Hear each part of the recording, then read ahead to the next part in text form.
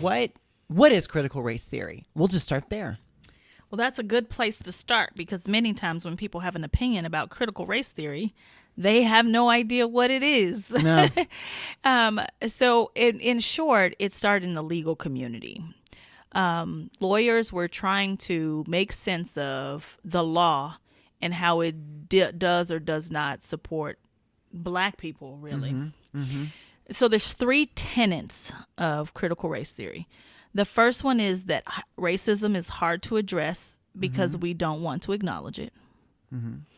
And it's rare that I find a person who would disagree with that. I mean, right now we have House bill is at 852 here in Missouri, where we're trying to say don't teach students in K through 12 education about racism, and the history of race. So that's one tenet. The second one is that first tenet is that racism is hard to address because we will not acknowledge it. okay. No acknowledgement. Okay. The second tenet of critical race theory is that racism is hard to address because it appears to benefit some people.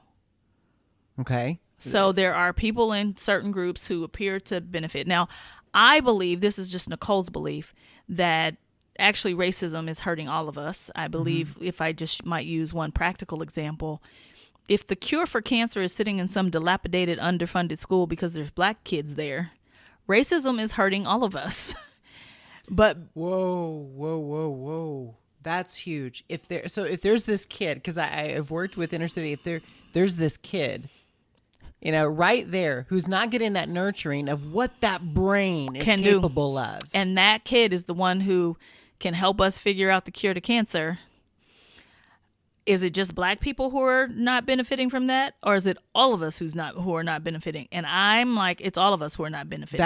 That is, to me, right now, that massively expands so much for me and my thought and how I see the race. Yeah, because I'm like, if we can and the systems, it's not about leveraging Blackness or brownness or minority groups because it's a charitable thing to do, or because it's the right thing to do, or because it's the morally right thing to do. It's like, no, we are losing something because the brilliance of that community is not being nurtured in the same way. So, but the second tenet of critical race theory is that it's hard to address because there are people who are benefiting from racism. Benefiting from it. And then the third tenet is that racism is ridiculous because race has no biological significance from a genetic standpoint.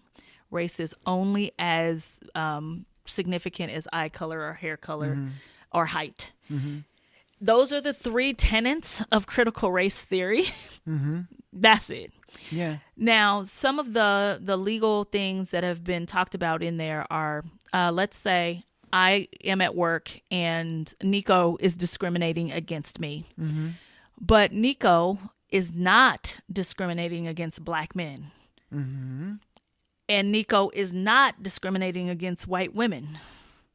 So the law, as it's written, from a race standpoint, well, Nico is not discriminating based on race because Nico doesn't have any issues with Black men. Right. From a law standpoint, Nico is not discriminating because Nico's not discriminating against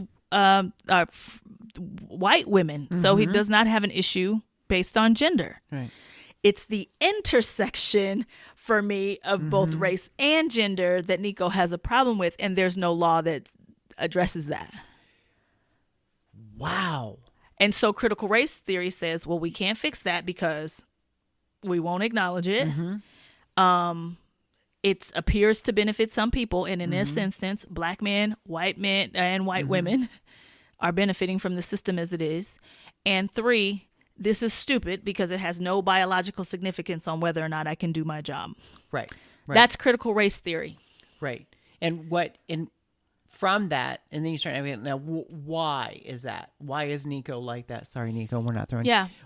And that's where you are a master of the understanding the bias, right? And how that structure, and being an engineer, how that creeps in and how it plays out. And Nico might have conscious reasons for doing that, but more likely than not, I find that most of the people I work with are very kind, well-meaning people who have no knowledge of their biases.